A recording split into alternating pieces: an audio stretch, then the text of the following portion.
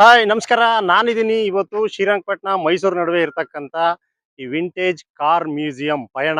Vintage car ಅಂದ್ರೆ ಏನ್ ಗೊತ್ತಲ್ಲ, 50 ವರ್ಷ ಅಥವಾ 50 ವರ್ಷಕ್ಕೂ ಮೇಲ್ಪಟ್ಟಂತ ಹಳೆ ಕಾರ್ಗಳನ್ನ ಅಥವಾ ವಾಹನಗಳನ್ನ ವಿಂಟೇಜ್ ಕಾರ್ ಅಂತಾರೆ ಅಥವಾ ವಾಹನಗಳಂತಾರೆ. ಆ ತರದ್ ಇಲ್ಲಿ ಹಳೆಯ ವಾಹನಗಳನ್ನ ಸಂಗ್ರಹಿಸಿ ಒಂದು ಮ್ಯೂಸಿಯಂ ತರ ಮಾಡಿದ್ದಾರೆ. ಬನ್ನಿ ಹೋಗೋಣ, ಯಾವ್ಯಾವ ರೀತಿ ವಾಹನಗಳ ಹಳೆ ವಾಹನಗಳನ್ನ ರಕ್ಷಿಸಿ ಇಲ್ಲಿ ಮ್ಯೂಸಿಯಂ ಅಲ್ಲಿ ಇಟ್ಟಿದ್ದಾರೆ, ನೋಡೋಣ ಬನ್ನಿ.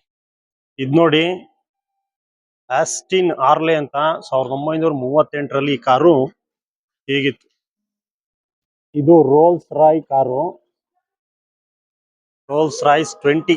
1924ರಲ್ಲಿ ಈ ಕಾರು ಐಷಾರಾಮಿ ಕಾರ್ ಅಂತ ನೋಡ್ರಪ್ಪ. ಫಿಯೇಟ್ ಎಲ್ಲ ಹೆಸರು ಕೇಳಿದಿರಲ್ವಾ, ಆ ಕಾರು 1925ರಲ್ಲಿ ಈಗಿತ್ತು. ಇದು ಫಿಯೇಟ್ 521 ಅಂತ 1931 ಕಾಲಘಟ್ಟದಲ್ಲಿ ಈಗಿತ್ತು. ಮತ್ತೆ ಇದು ಸ್ಟುಡಿ ಬೇಕರ್ ಪ್ರೆಸಿಡೆಂಟ್ 1929ರಲ್ಲಿ ಇದು ಈ ಕಾರನ್ನ ಗಾಂಧೀಜಿ ಬಳಸಿದ್ರು ಅಂತಕ್ಕಂಥದ್ದೊಂದು ಹೇಳ್ತಾರೆ. ಇದು ಆಸ್ಟಿನ್ ಕಾರ್ ಅಂತ, ತುಂಬಾ ಹಳೆ ಕಾರ್ಗಳಲ್ಲಿ ಒಂದು, 1931 ಕಾಲಘಟ್ಟ. ಇದು ಪ್ರಿಫೆಕ್ಸ್ ಫೋರ್ಡ್, ಬಟ್ ಇಲ್ಲಿ ಫೋರ್ಡ್ ಪ್ರಿಫೆಕ್ಸ್ ಅಂತ ಹಾಕಿದ್ದಾರೆ. 1946 ಕಾಲಘಟ್ಟ.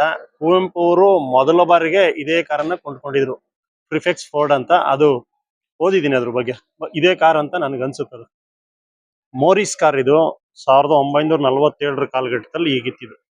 Austin 1950. Frazer F Manhattan 1947. Buick series 1929. ಇದ್ ನೋಡ್ರಪ್ಪ, ಆ ಕಾಲಕ್ಕೆ ಎಷ್ಟು ದೊಡ್ಡ ಕಾರ್ ಇದೆ. ಇದ್ರ ಹೆಸರೇನಂತ ನೋಡೋಣ ಬನ್ನಿ. Hudson commodore 1947. ಡೈಮ್ಲರ್ ಡಿ 1949 ಕಾಲಘಟ್ಟದಲ್ಲಿ ಇದ್ದಂತ ಐಷಾರಾಮಿ ಕಾರು ಅಂತ ಹೇಳ್ಬೋದು ಇದನ್ನ. ಇಲ್ಲಿ ನೋಡ್ರಪ್ಪ, ಎಲ್ಲ ಹಳೆ ಕಾಲಘಟ್ಟದ ಬೈಕ್ಗಳು. RX-100 ನೋಡಿ ಹೇಗಿದೆ. Yamaha, hero Majestic, royal Enfield, bullet, M80, explorer, Bajaj Chetak, Vespa,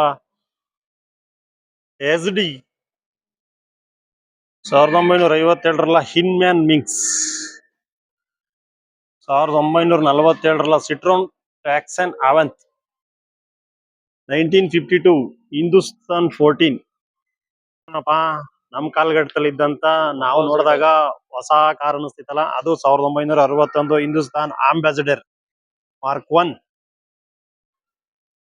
ಶವರ್ಲೆ Bel car ಇದು 1955. ಸ್ಕೋಡಾ ಪಾಪ್ಯುಲರ್ 1937ರಲ್ಲಿ. Datsun Bluebird 1983. ಕನ್ನಡದ ಹಳೆ ಸಿನಿಮಾಗಳಲ್ಲಿ ನೀವು ಟ್ಯಾಕ್ಸಿಗಳು ನೋಡಿರ್ತೀರಲ್ಲ, ನೋಡಪ್ಪ ಆ ಕಾರ್ ಇದು. ಇದ್ರ ಹೆಸರು ಬಂದ್ಬಿಟ್ಟು ಫಿಯೇಟ್ ಡಿಲೈಟ್ ಅಂತ. 1980 ಕಾಲಘಟ್ಟದ ಈ ಕಾರ್. ಕಾರ್ಗಳ ಉಗಮದಿಂದ ಈಗಿನ ಟ್ರೆಂಡಿಂಗ್ ಒಂದ್ವರೆಗೂ ಈ ಸಂಗ್ರಹಾಲಯದಲ್ಲಿ ಉತ್ತಮವಾದಂತ ಕಾರ್ಗಳನ್ನೆಲ್ಲ ಸಂಗ್ರಹಣೆ ಮಾಡಿದ್ದಾರೆ. ಹಳೇದು ಹೇಗೆ ಯಾರ್ಯಾರು ಬಳಸ್ತಿದ್ದಂತ ಕಾರ್ಗಳು, ತುಂಬಾ ಹಳೆ ಕಾರ್ಗಳನ್ನೆಲ್ಲ ಇದು ಸಂಗ್ರಹಣೆ ಮಾಡಿ ಇಟ್ಟಿದ್ದಾರೆ. ಇದನ್ನೆಲ್ಲ ಪ್ರತಿಯೊಂದು ಕಾರ್ನು ವಿಶ್ಲೇಷಣೆ ಮಾಡ್ತಾ ಹೋದ್ರೆ 1 ಗಂಟೆ ವಿಡಿಯೋ ಆಗುತ್ತೆ ಅಂತಾನೆ ಹೇಳ್ಬೋದು. ಹಳೆ ಕಾರ್ಗಳು ನಾವಂತೂ ನೋಡಿರಲ್ಲ, ತುಂಬಾ 1920, 25, 30 ಆ ಕಾಲಘಟ್ಟದೆಲ್ಲ ಕಾರ್ಗಳು ನಾವು ಈಗ ನೋಡಿ ಕಣ್ ತುಂಬ್ಕೋಬೇಕು ಅಂದ್ರೆ ಈ ಪಯಣ ವಿಂಟೇಜ್ ಕಾರ್ ಮ್ಯೂಸಿಯಂಗೆ ನೀವು ಬರ್ಬೇಕು.